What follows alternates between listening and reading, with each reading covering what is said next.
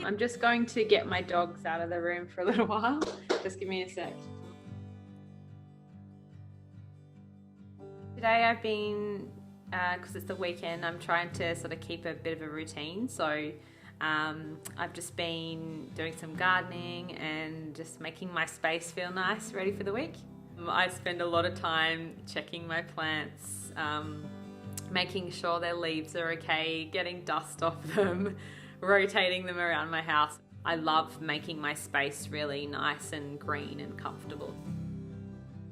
I have a little spare room that's a study, but my partner is using that working from home at the moment, so we're just sort of sharing different ends of the house. But I don't mind so much working from home generally. I'm pretty portable, I can sort of work from anywhere. A lot of the things I write are things that I usually end up performing as well or collaborating with someone else. So but at the moment it's a screenwriting project, so I'm writing a short comedy series. I always loved performing as a kid, and I always loved telling stories, and I especially loved making people laugh. So I think that just kind of flowed on through my whole life.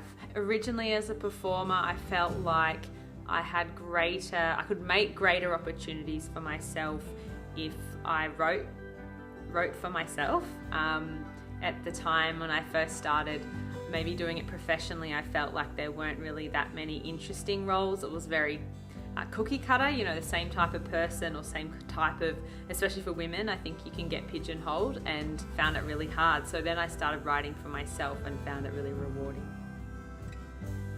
The routine luckily hasn't really changed too much because of COVID, and I'm just working from home, I guess, in my other job. So I have 2 days still where I basically turn up to write. And also give myself a bit of space to not feel like I have to finish everything and push it all out there. I think this experience has taught me to take the time, you know, sit outside in nature, take time to let ideas come in and not necessarily sort of feel like you have to have this output, I guess. Something that's come up during this period is how much people need escape and how much people need entertainment. And I feel like as long as I can kind of keep making people laugh and keep commenting on the world around us, I think that's what inspires me, just observing people, even though I can't do it in person at the moment. I felt like the fifth wheel, if you like. Then, you know, they were yogis, very supple. They could literally bend their bodies into wheels. In the beginning, for sure, I was, like a lot of people, pretty scared, looking down the barrel of this huge amount of time at home. I think I was really terrified. And now I think I've sort of day to day, you know, you have ups and downs, but I think I'm mostly kind of, as long as I think about being in the moment and take each day as it comes, then I'm okay.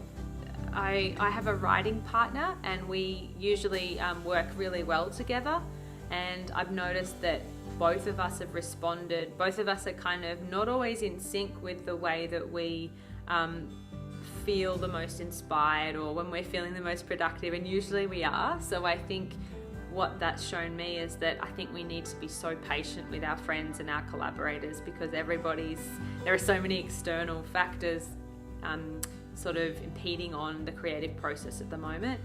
My advice would be to, as much as you can, carve out that routine or carve out that time in your day to dedicate to your practice. People are going to want the arts to lift them out of this, and I think it doesn't matter what your creative practice is or what part of the arts that you fit into. I think people are going to be needing that when we come out of this. And be kind to yourself, because it's, you know, a lot of time in your own head is hard.